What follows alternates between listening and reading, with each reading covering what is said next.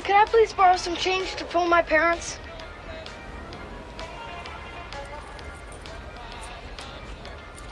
Thank you. Hey, Blimbo! Oink oink! Too many Twinkies!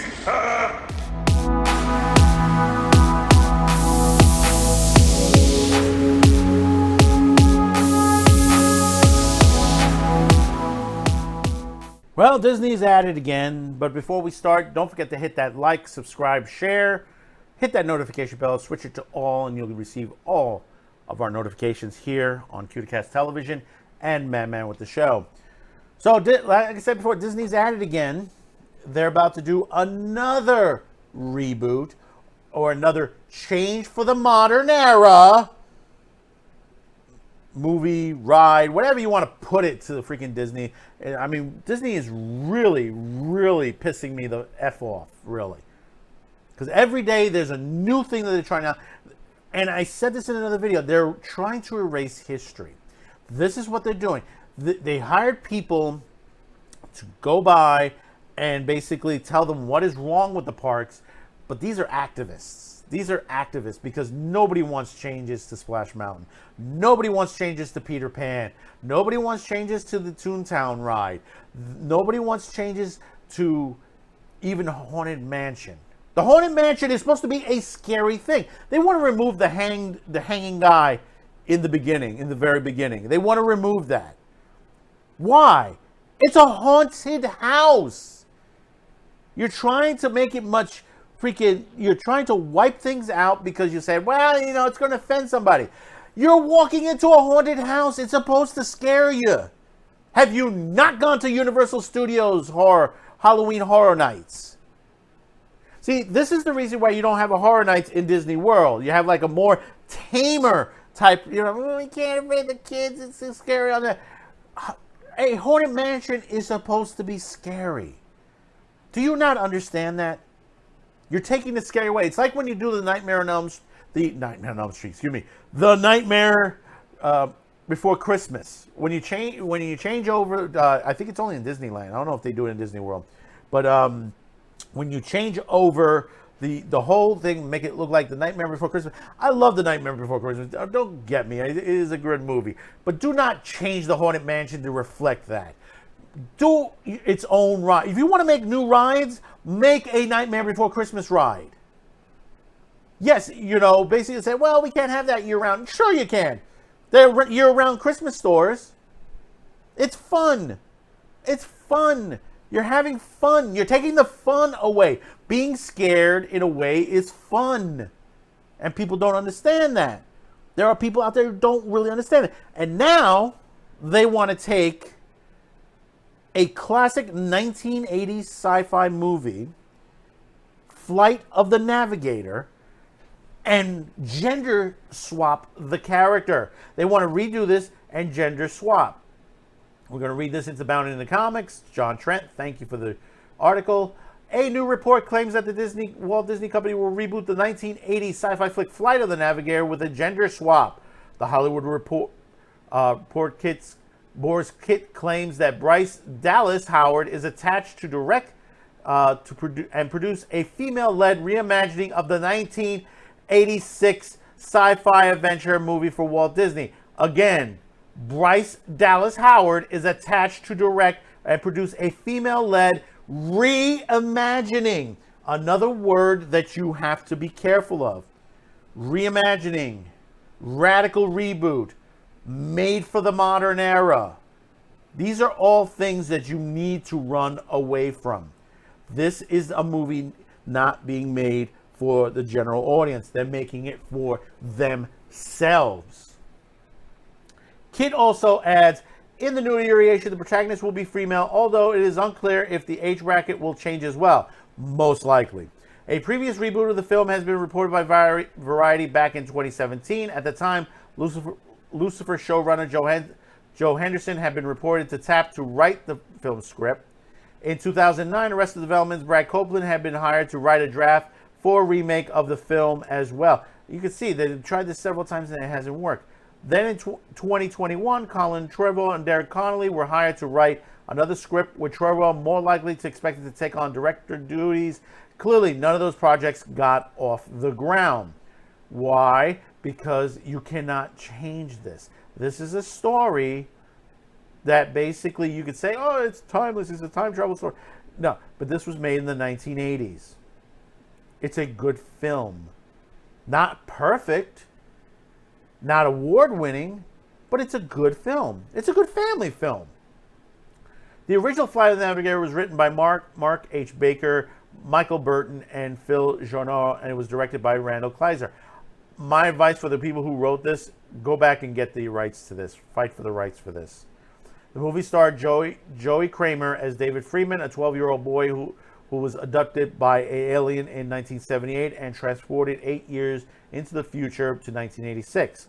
Upon arriving in 86, he is eventually reunited with his family, but not for long, as NASA officials discover a link between Freeman and a crashed UFO they recovered.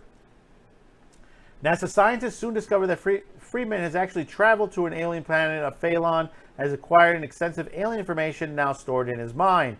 After receiving a telepathic communication from the spaceship, Freeman boards the ship and is able to escape from NASA scientists and assist the ship's robotic commander named Max on his mission to collect biological specimens and take them back to Phalon for analysis. Specifically, Freeman takes part in the mind transfer to allow Max to the star charts and other information in David's head. Max had lost the access to the information when he crash landed on Earth.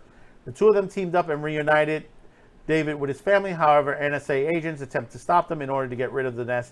In order to get rid of the NASA science agents, David asked Max to return him to 78. Now, the thing about it is, the original film, it was like a 6.9 on the average. And like I said, it is a really, really good movie. They want to take a good movie and make it activist. They want to make it radical. They want to change it, because they said, we need to break the glass ceiling. But the glass ceiling has been broken many decades ago. There have been many women, many young women, many older women in films in all facets. If you don't think that there has been enough of them, you need to go back and look at history. Because a lot of them, and we've said this on one of our other episodes, that there are women directors far back as the 30s that have made films that today that they're not mentioned. They're not mentioned at all. Their movies are not pushed out. I mean, there's one that's finally got a documentary. I haven't seen the documentary, so I don't know if it's woke, if it's good, or if it's, finally getting its treatment that it needs. But it does bring out that there are women in history that has worked in Hollywood. And this is the same thing with other minorities. There have been many people of different ethnic origins that have worked in the film industry. And most of them have also been hidden away. We don't need a reboot. We need new stories. If you wanted to make a sequel to The Flight of the Navigator, a little too late for it, but that I would have gone in another direction. Make new stories. Stop going back to the well, grabbing out all these others. I mean, what's next? What are you going to do? Black hole? What are you going to do? Computer to ward tennis shoes? There was a joke on one of the other YouTubers, Gus. Are you going to do a remake of Gus? If you don't know Gus, Google that. It's really funny. It's a funny movie. It's a football movie, but it's really funny. And then plenty of other films on the listings that Disney is just pulling out. Stop this. Really true stop. Folks, if you want this to stop, the best thing to do is to let them know how upset you are. And number two, keep your wallets closed. When it comes to Disney, especially to Disney, I don't like saying, because people lose their jobs and stuff like that. But we've gotten to a point where it doesn't matter because the company doesn't even care about the employees. They sit there and they dictate what is right and what is wrong. That's not their job. They're an entertainment company. They're in entertainment. They are not supposed to be political. If they're showing things in a historical context, like say for example, like the Hall of Presidents or any of the other historical attractions that they have, that even that has to be shown from a historical point of view and not into politics. See, this is all in their minds. That, you know, they say, well, they'll tell you, well, there are people who don't like this. There's always going to be people who's not going to like something. When have you not seen someone not like something? Plenty of times. There are people, and most of the time, they are a small minority of customers that generally don't even shop in your stores, don't even venture into your amusement parks. They just see the product and say, I don't like it, and it's supposed to be, please change it. This happens on Twitter daily. If you go on Twitter, if you go on Reddit, you know, on Facebook, this is what happened constantly. You know, you always see someone blowing up a picture that says, you know, this.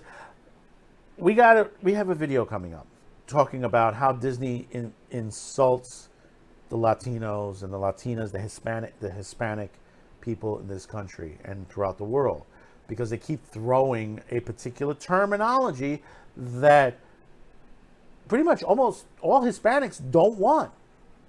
There's a small minute that may assign to that, but most people says the one big thing is you can't even say it in Spanish.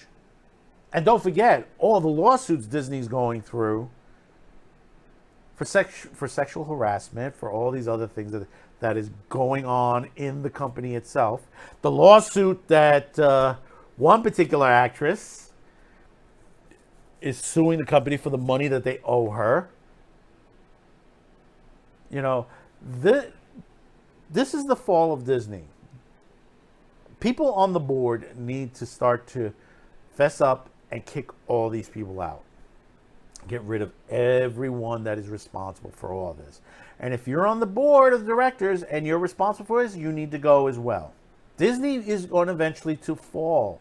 It's going to end up that scene that's in Escape from LA, which there's nothing left but just wreckage of Disney World. Disneyland, actually. Disneyland. That's what's going to happen. That's what eventually is going to happen. Because people are tired of this. They're tired of the rhetoric. They're tired of the activism and all this race swap, gender swap, you know. We haven't even gotten into the LGBTQ, which is just ridiculous. That is just ridiculous on certain characters. You know, we haven't even talked about Cinderella yet. We got a video on Cinderella coming out. That's not even a Disney one. That was an Amazon one, and how crappy that was. And this is the same things that Disney wants to do. I mean, how many last films Disney has out on the board are all reboots, remakes, reimagines on the board right now? A ton. And we haven't even gotten to what they're doing with the Marvel Universe. So we reached this part of the video. Thank you for tuning in. Don't forget to hit that like, subscribe, share this video. We'll see you on the next one. Thank you for tuning in. And don't forget, catch Saturday Pre-Flight Friday, 10 p.m. Eastern on your local social media platform, YouTube, BitChute, and later on Odyssey. See you later, alligator.